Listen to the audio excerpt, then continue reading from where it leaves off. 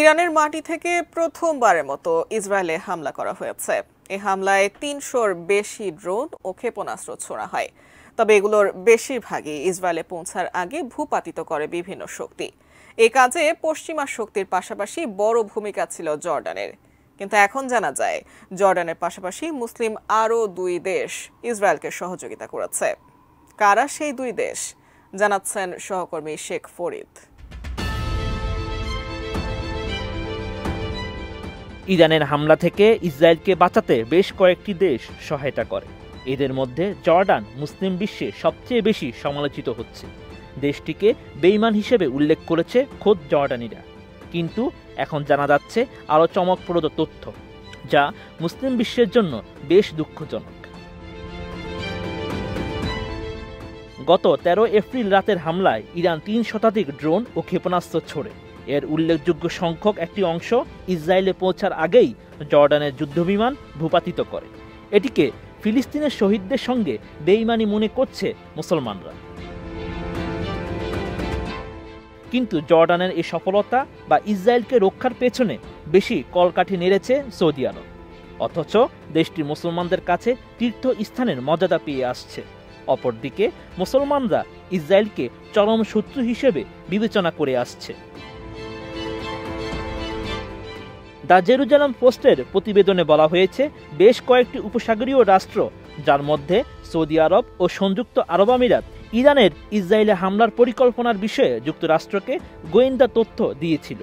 তাদের গুরুত্বপূর্ণ তথ্য সরবরাহই ছিল বিমান প্রতিরক্ষা ব্যবস্থার সাফল্যের চাবিকাঠি, যা সম্পূর্ণভাবে আক্রমণকে ব্যর্থ করে দিয়েছিল।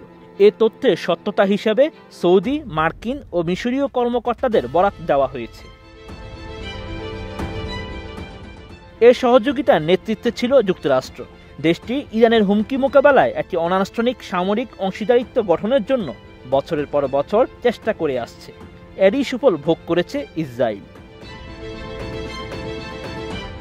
ডিজাইন, এলিগেন্স, বিউটি, সেরা পণ্য সবার জন্য জেভিকো। প্রতিবেদনে কর্মকর্তাদের উদ্ধৃতি দিয়ে বলা হয়েছে, এত ড্রোন ও ক্ষেপণাস্ত্র প্রতিহত করার সাফল্যের পেছনে আছে আরব দেশগুলোর তথ্য পাচার। তারা ইরানের পরিকল্পনা সম্পর্কে ইসরায়েল ও পশ্চিমা বিশ্বকে গোয়েন্দা তথ্য প্রদানের পাশাপাশি তাদের আকাশসীমার ব্যবহার এবং রাডার ট্র্যাকিংয়ের সুযোগ দেয়। কিছু ক্ষেত্রে সৌদি আরবের সামরিক বাহিনী সরাসরি সহায়তা করে। তার মানে ইসরায়েলকে সহায়তাকারী একমাত্র আরব জাতি জর্ডান ছিল না। প্রতিবেদনে আরও বলা হয়, পুরো প্রক্রিয়ায় সৌদি আরব মুখ্য ভূমিকা পালন করে।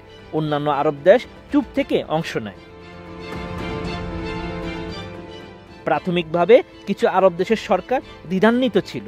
তারা ভয় পাচ্ছিল, যদি ইসরায়েলকে সাহায্য করে তবে ইরানের সঙ্গে সরাসরি সংঘাতের পরিস্থিতি তৈরি হয় কিনা। এছাড়া গাজা উপত্যকায় হামাসের উপস্থিতিও তাদের ভাবাচ্ছিল।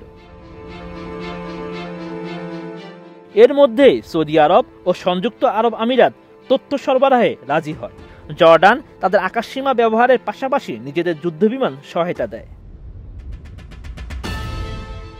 Sheikh Farid, ATN news.